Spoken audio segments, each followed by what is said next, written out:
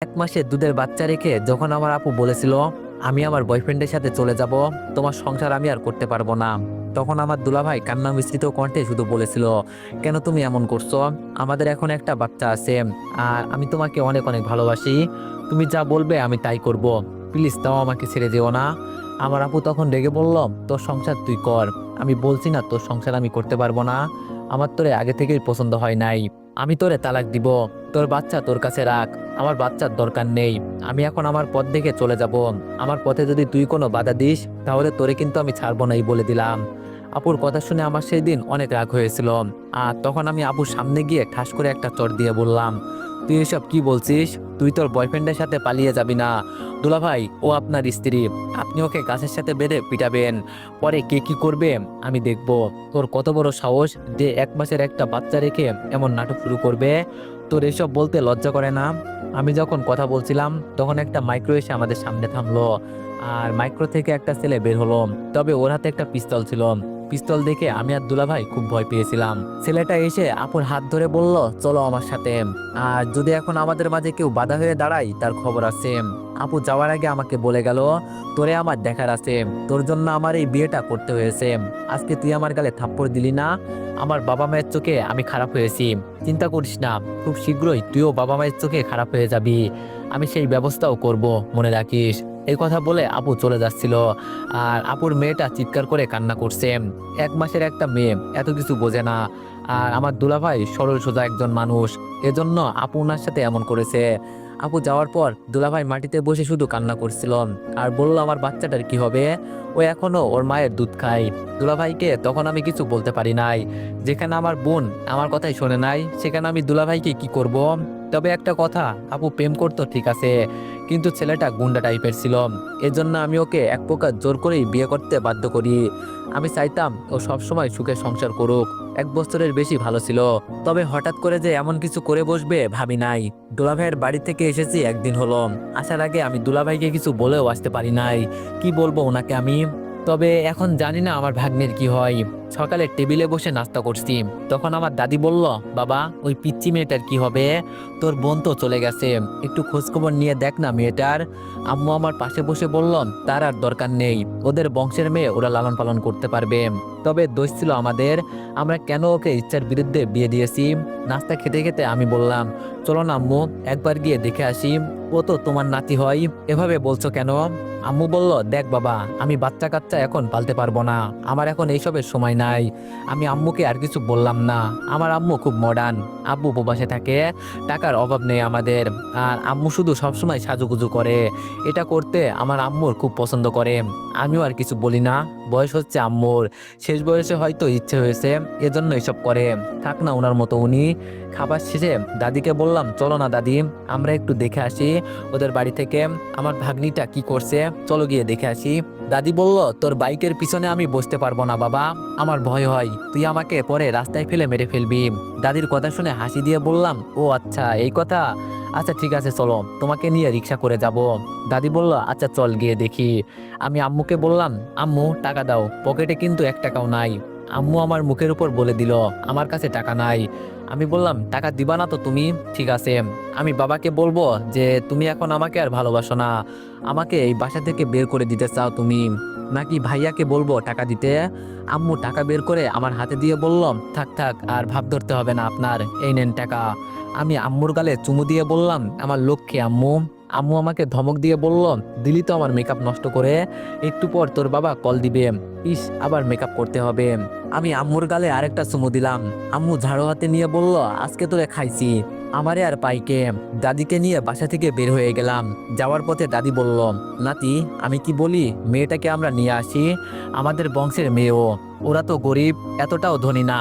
আরেকজনের বাসায় ভাড়া থাকে, বাসা ভাড়ার টাকা দিবে নাকি মেয়ের দুধের খরচ দিবে? চিন্তা করে দেখ একবার, ওদের খরচটা বেশি হয়ে যাবে না? আমি বললাম, আচ্ছা দাদি, আগে তো ওদের বাসায় যাই, গিয়ে দেখি ওরা কি বলে। দুলাভাইয়ের বাসার কাছাকাছি যেতেই শুনি ভিতর থেকে দুলাভাইয়ের মা বলছে, দেখ বাবা, তোর একটা লাইফ আছে, তোর এখন আরেকটা বিয়ে করতে হবে। এভাবে এই বাচ্চার পিছনে পড়ে থাকলে হবে না। তোর বাচ্চাটা আমি আমার বোনের ছেলেকে দিয়ে দিব। আর এই মেয়ে গেছে তো কি হয়েছে, তোর এখন আরেকটা বিয়ে করতে হবে। এবার আমরা গ্রামের মেয়ে আনবো। খুব শখ করে শহরের মেয়ে পছন্দ করে তোরে বিয়ে করিয়েছি, কিন্তু আজকে যে তোর এই অবস্থা দেখতে হবে ভাবি নাই। আমরা দরজা ঠেলে ভিতরে ঢুকে আমার ভাগ্নিকে কোলে নিয়ে বললাম, দুলা ভাই আপনার যদি আপত্তি না থাকে আমি আমার ভাগ্নিকে নিয়ে যেতে চাই। ও আমার বোনের মেয়ে, আমি ওকে অন্য কারোর হাতে তুলে দিতে পারবো না। প্লিজ দুলা ভাই আপনি ওকে আমাদের কাছে দিয়ে দেন। দুলা ভাই বিনা দ্বিধায় বলল, তোমাদের কাছে থাকলে আমার মেয়ে সবসময় নিরাপদ থাকবে। আমি আমার মেয়েকে অন্য কারোর হাতে তুলে দিতে পারবো না, আমি সবকিছু সামলাতে পারবো না বলে ওকে তোমাদের হাতে তুলে দিচ্ছি। ওর খেয়াল রাখবে কিন্তু। আমার দাদি বলল, জামাই তুমি কোনো চিন্তা করো না, আমাদের কাছে তোমার মেয়ে সবসময় সুরক্ষিত থাকবে, আমি তোমাকে কথা দিচ্ছি। দাদি দুলাভাইয়ের হাতে একটা খাম দিল, দিয়ে বলল, এখানে 40,000 টাকা আছে, রেখে দাও। আর আমাদের মেয়ের পক্ষ থেকে আমরা মাপ চাইছি, আমরা বুঝতে পারি নাই ও এতদিন পর চলে যাবে। দুলাভাই টাকা রাখতে চাই নাই, কিন্তু ওনার মা টাকাগুলো নিয়ে বলল, আচ্ছা ঠিক আছে কোনো সমস্যা নেই, তবে আমার নাতিকে একটু দেখে শুনে রাখবেন, ওর যেন কোনো সমস্যা না হয়। দুলাভাইকে বুঝিয়ে শুনিয়ে বাসায় চলে আসলাম। বাসায় আসতেই আম্মুর বকা, আমি এই মেয়েকে কেন নিয়ে আনছি, এই মেয়েকে এখন কে লালন পালন করবে, এইসব বলছে। আমার হাত থেকে দাদি আমার ভাগ্নিকে নিয়ে বলল, তোরা মা ছেলে ঝগড়া কর। আমি ওকে নিয়ে গেলাম। দাদি যাওয়ার পর আমি আম্মুকে জড়িয়ে ধরে বললাম, ও আমাদের বংশের মেয়ে আম্মু, তোমার মেয়ের রক্ত মিলে আছে ও শরীরে। তোমার মেয়ের চোখে মায়া নেই দেখে কি আমাদের চোখেও মায়া নেই? কি করব বলো, ওকে কিভাবে ফেলে আসি? আমার ভাগ্নি হয় যে আম্মু। আম্মু আমার মাথায় হাত দিয়ে বলল, সবকিছু বুঝতে পারছি বাবা, তুই তো জানিস আমি তোদের বড় করতে কত কষ্ট করেছি, তোদের জন্য আমি আমার পুরো জীবনটা শেষ করেছি। এখন আবার এই শেষ বয়সে আম্মুকে আমি একটা চেয়ারে বসিয়ে বললাম, আরে আম্মু আমরা আছি কেন, আমার ভাগ্নিকে তোমার ছুঁয়েও দেখতে হবে না, ওকে বড় করার দায়িত্ব আমার। আম্মু বলল, এই কথা কে বলল, সারাদিন বাসা থেকে বেরিয়ে টুই টুই করে বেড়াস, তুই আবার বাচ্চা পালবি? আমার তো বিশ্বাস হচ্ছে না বাবা। আর প্রতিদিন একটা করে মেয়ে এসে আমার কাছে বিচার দিয়ে বলে, আজও সময় আছে, আপনার ছেলেকে বলবেন ভালো হতে। আমি বললাম, ধুর আম্মু, কে কি বললো তা দেখে তোমার কোনো লাভ আছে বলো? আম্মু বলল, হয়েছে বাবা, তোর আর কোনো ডায়লগ দিতে হবে না। আমি বললাম, আম্মু একটা বুদ্ধি করেছি, বলবো কি? আম্মু বলল, বল কি বলবি? আমি বললাম, বলছি কি আমরা একটা কাজের মেয়ে নিয়ে আসি, তুমি কি বলো আম্মু? আম্মু বলল, এইটা ঠিক কথা বললি, কিন্তু এখন আবার কাজের মেয়ে কোথায় পাবি বল? আমি বললাম, আমি কি বড় ভাইয়ার সাথে কথা বলবো আম্মু?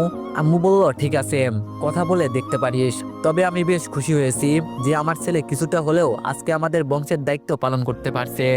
আমি হাসি দিয়ে আম্মুকে জড়িয়ে ধরে মনে মনে বললাম, খুশি হয়েছে আর দই দেয় আমাকে। আচ্ছা কয়েকদিন পরে একটু খেয়াল রাখো, আমি দেখছি কি করা যায়। এই কথা বলেই আমি আমার রুমে চলে গেলাম। ভাগ্নিকে নিয়ে এখন কিভাবে কি করি? আমি জানি আম্মুর এখন সময় হয়েছে, কিন্তু কি যে করবো এখন? বড় ভাইকে কল দিলাম। ভাইয়া কল রিসিভ করে বলল, ভাই বল কি হয়েছে? আমি এক এক করে আপুর বিষয়ে সব বললাম। সব শুনে ভাইয়া বলল, আচ্ছা ঠিক আছে আমি দেখছি, আমার চিনা জানা একজন বন্ধু আছে, ওকে আমি বলে দেখবো নি গ্রাম থেকে কাউকে এনে দিতে পারে কিনা। আমি বললাম, ভাইয়া তুই আসবি কবে? অনেকদিন হলো তো। ভাইয়া বলল, বাবার সাথে একেবারে আসবো, চিন্তা করিস না। আম্মু কোথায়? আমি আম্মুর কাছে ফোনটা দিয়ে দাদির কাছে চলে গেলাম। গিয়ে দেখি দাদি আমার ভাগ্নিকে নিয়ে বসে আছে। দাদি আমাকে দেখে বলল, একেবারে তোর বোনের মতোই হয়েছে, দেখ কি সুন্দর করে ঘুমাচ্ছে। আমি দাদির পাশে বসে বললাম, একটা কথা বলবো কি দাদি? দাদি বলল, বল। আমি বললাম, আচ্ছা এই মেয়েটাকে দেখে আপু কিভাবে ওর বয়ফ্রেন্ডের সাথে পালিয়ে যেতে পারলো? আমার তো বিশ্বাসই হচ্ছে না দাদি। আচ্ছা ও কি ওর মেয়ের মুখের দিকে তাকিয়ে থাকতে পারতো না? ওর মেয়ে এখন কিভাবে ওর বাবা মায়ের পরিচয় দিবে? জন্ম থেকেই ওর বাবা মা হারিয়ে গেছে। দাদি আমার মাথায় হাত দিয়ে বলল, চিন্তা করিস না, আমি এখনো বেঁচে আছি, ওর পুরো সবকিছু আমি চেঞ্জ করে দিব। আর এইসব যে কিভাবে করতে হবে এটা আমার জানা আছে। আজকে 3 দিন চলে গেল। বড় ভাইকে বললাম ও একটা কাজের মেয়ে খুঁজে দিতে। ভাইয়া পরে বলেছিল 1-2 দিনের ভিতরে ও আমাকে জানাবে, দেখি কি হয়। আম্মুর একটু কষ্ট হচ্ছে বাচ্চাটাকে সামলানোর জন্য। আমি তো এমনি বলেছি যে সবকিছু আমি দেখব, কিন্তু আম্মু তো আমার মনের খবর জানে নাকি। বিকালে এক বন্ধুর সাথে দেখা করে বাসায় আসছি, তখন দেখি বাসার নিচে একটা মেয়ে বসে আছে। মেয়েটাকে দেখে বললাম, এই মেয়ের সাথে তো আমি কোনো ধরনের ফ্ল্যাটিং করি নাই, ও কি আম্মুর কাছে বিচার দিতে আসছে নাকি? মেয়েটা আমাকে দেখেই বলল, জানো তুমি আমাকে মিথ্যা কথা বলে চলে আসলে, আমার সাথে সবকিছু করে আবার বলছো আমাকে তুমি বিয়ে করবে না। যতদিন পর্যন্ত তুমি আমাকে বিয়ে করবে না ততদিন পর্যন্ত আমি এখানে থাকবো, তোমাকে ছেড়ে কোথাও যাব না। মরতে হলে এখানেই পড়ে মরবো, আর বাঁচতে হলে দুজন একসাথে বাঁচবো। আমি মেয়েটার কথা শুনে বললাম, ও কি পাগল হয়েছে নাকি, কি সব বলছে। আমি মেয়েটাকে পাশ কাটিয়ে ভিতরে চলে গেলাম। ভিতরে যেতেই আম্মু ঠাস করে আমার গালে একটা চড় দিয়ে বলল, এই মেয়ের সাথে কতদিন ধরে এইসব চলছে। আমি আগে ভাবতাম মেয়েদের সাথে এভাবেই মজা করে ফ্ল্যাট করিস, আর আজকে বাসার সামনে এসে এই মেয়ে অনশন শুরু করেছে যে তুই বিয়ে না করলে এখান থেকে যাবে না। আমাকে না বলে এই কাজ তুই করতে পারলি, তুইও কি তোর বোনের মতো হয়ে গেছস, আমাদের মান সম্মানের কথা একটুও চিন্তা করলি না। আমি বললাম, আরে আম্মু কান্না বন্ধ করো তো, এত কথা বলিও না, এখন আমি কি বলি শোনো। আম্মু বলল, কি শুনবো, হ্যাঁ যা করার তা তো করেই ফেললি, আমাদের কথা একটুও চিন্তা করলি না, তোর বাবা শুনতে পারলে কি বলবে। আমি আম্মুর মাথায় হাত দিয়ে বললাম, তোমার কসম করে বলছি আমি এই মেয়ের সাথে কিছু করি নাই, আমি এই মেয়েকে পর্যন্ত চিনি না, বিশ্বাস করো তুমি আম্মু। আম্মু বলল, তাহলে এই মেয়ে এখানে কি করতে এসেছে, তুই আমার কসম খেয়ে বললে আমি বিশ্বাস করে নিব। আমি বললাম, এই মেয়ে প্ল্যান করে এখানে আসছে, আর এর পিছনে কোনো না কোনো কারণ তো আছেই, তবে আমি এটুকু বুঝতে পারছি যে এই মেয়েকে আপু এখানে পাঠিয়েছে।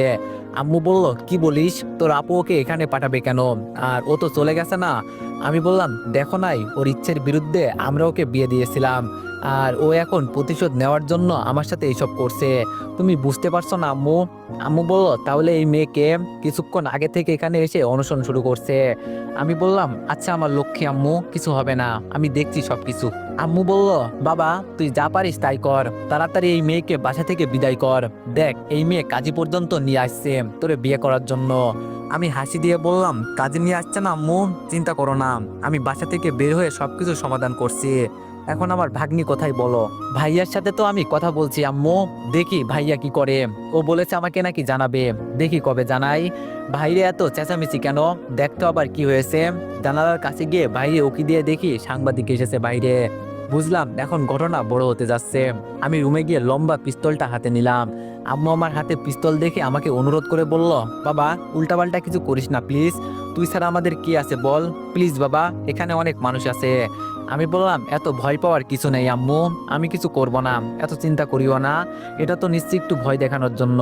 আমি বাসা থেকে বের হতেই এক সাংবাদিক আমাকে প্রশ্ন করলো, এই মেয়ে যা বলছে সবকিছু কি সত্যি নাকি মিথ্যা কথা বলছে, আমরা সবকিছু জানতে চাই, আপনি যদি আমাদের সামনে একটু বুঝিয়ে বলতেন তাহলে খুব ভালো হতো। আমি একটা চেয়ার টেনে মেয়েটার সামনে বসে পিস্তল রেখে বললাম, আজকে আমি সবকিছু সত্যি বলবো, আর এখানে যে মিথ্যা বলবে আমি তার কপালে সরাসরি গুলি করে দিব। আমি মিথ্যা কথা শুনতে একদম পছন্দ করি না।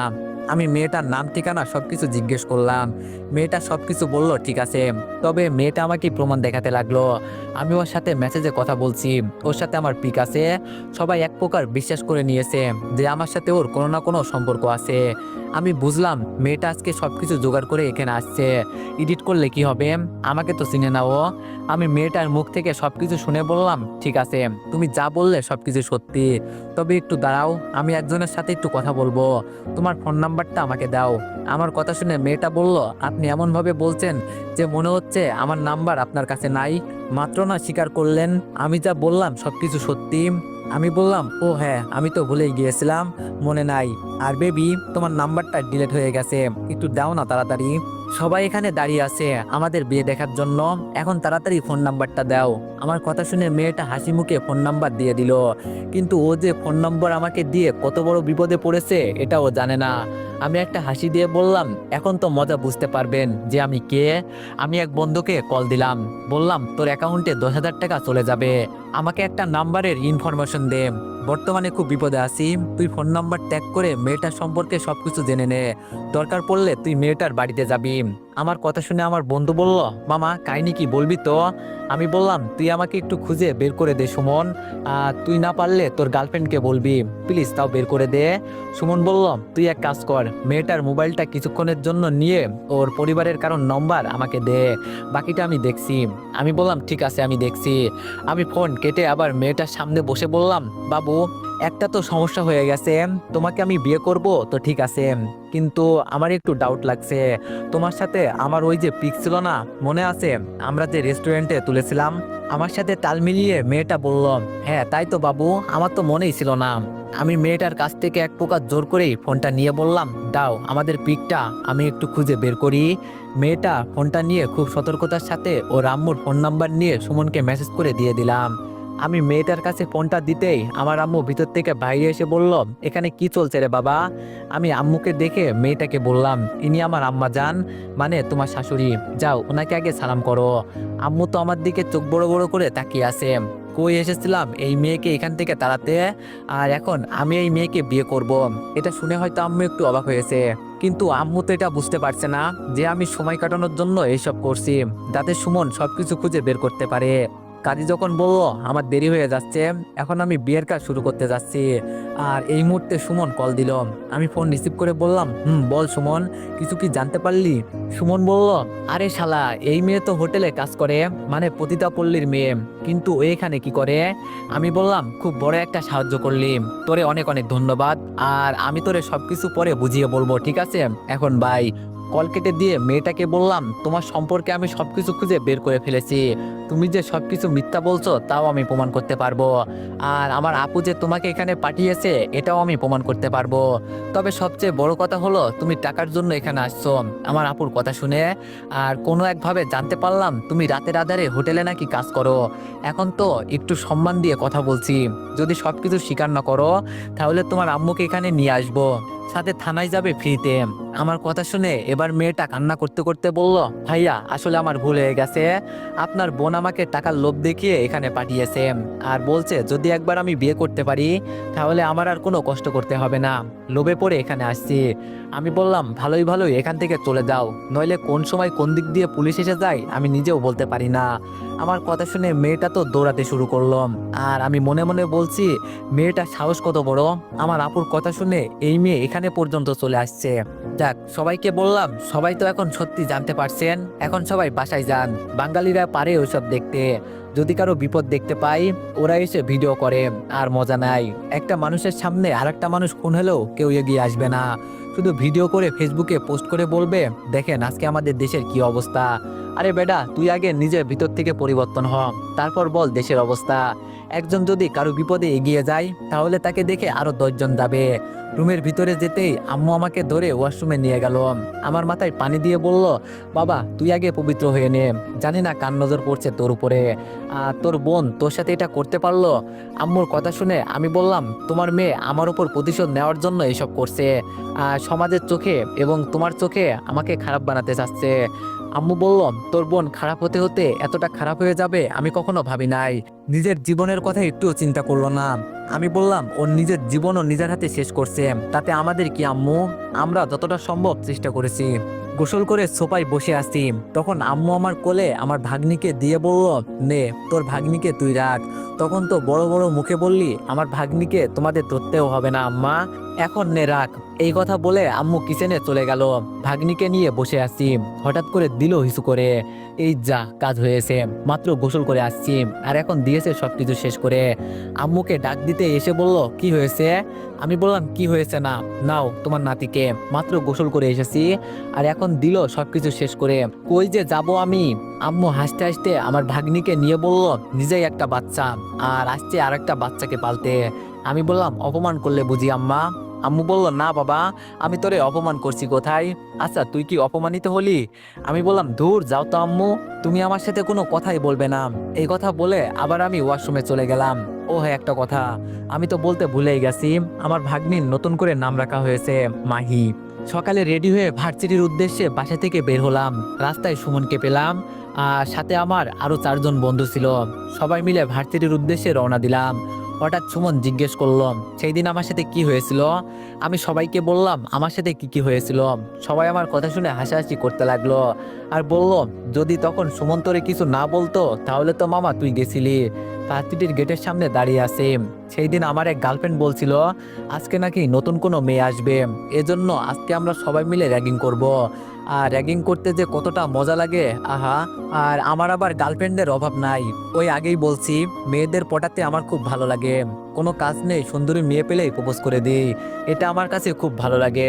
আজকে সবাই আমাকে বলল, বন্ধু আজকে তুই র্যাগিং করবি, আমরা দেখব, দেখি তুই কি কি করতে পারিস। তোর তো আবার মেয়ে পটানোর খুব শখ। আমিও বলে দিলাম আচ্ছা ঠিক আছে, তোরা দেখ আমি কি কি করতে পারি। হঠাৎ গেটের বাইরে একটা মেয়েকে দেখলাম। সুমন বলল, মামা রেডি হয়ে যা, এটাই সেই নতুন মেয়ে। সুমনের কথা শুনে আমি একটু নার্ভাস হলাম। ওই আমাকে মন থেকে শক্ত হতে হবে, উল্টো দেখে আমি আরো নরম হচ্ছি। মেয়েটা গেটের সামনে এসে ভিতরে চলে যাবে। এখন আমি বললাম, এই মেয়ে দাঁড়াও। মেয়েটা আমার দিকে রাগি চোখে তাকিয়ে বলল, কি চাই আপনাদের? আমি বললাম, কি চাই মানে? সিনিয়রদের কিভাবে সম্মান করতে হয় তা কি জানো না তুমি? আমার কথা শুনে মেয়েটা হাসি দিয়ে বলল, আপনারা আমার সিনিয়র, দেখে তো লাগছে ছোট ছোট বাচ্চারা আমার সামনে দাঁড়িয়ে আছে। পাশ থেকে সুমন বলল, বন্ধু এত বড় অপমান আমরা তো সহ্য করতে পারবো না, তুই না পারলে আমাদের বল, বিষয়টা আমরা দেখছি। আমি এবার মেয়েটাকে বলতে লাগলাম, তোমার তো সাহস কম না, আমাদের বাচ্চা বলো, এখন তো শাস্তি পেতেই হবে, কান ধরে 10 বার উঠবাস করো। আমি কথাটা বলতে আমার এক বান্ধবী মাঠ থেকে ইশারায় বলছে, মামা তুই ওরে ছেড়ে দে, নইলে খুব বড় বিপদে পড়বি। আমি বান্ধবীর কথা কানে না নিয়ে মেয়েটাকে ধমক দিয়ে বললাম, এই মেয়ে তোরে কি বলছি কানে দেয় না, তাড়াতাড়ি কান ধর। মেয়েটা আমাদের কথা শুনে বলল, ক্লাসের ভিতরে আসেন, মজা দেখাচ্ছি। আমি ঠাস ঠাস করে মেয়েটার গালে চড় দিয়ে বললাম, আমাদের কথা কানে যায় না তোর, নাকি তোরে এখান থেকে বের করে দিব? চিনিস তুই আমাকে? আমার বাবা এই কলেজের প্রিন্সিপাল। মেয়েটা আমার চর খেয়ে আশেপাশে তাকিয়ে দেখলো এখানে তেমন কেউ নেই, এজন্য চুপচাপ ভিতরে চলে গেল। তো এভরিওয়ান, গল্পটি কেমন হয়েছে সবাই একটু কমেন্টে জানাবেন। আর যদি গল্পটি ভালো লেগে থাকে তাইলে সবাই একটু লাইক আর কমেন্ট করে দিয়েন। ধন্যবাদ।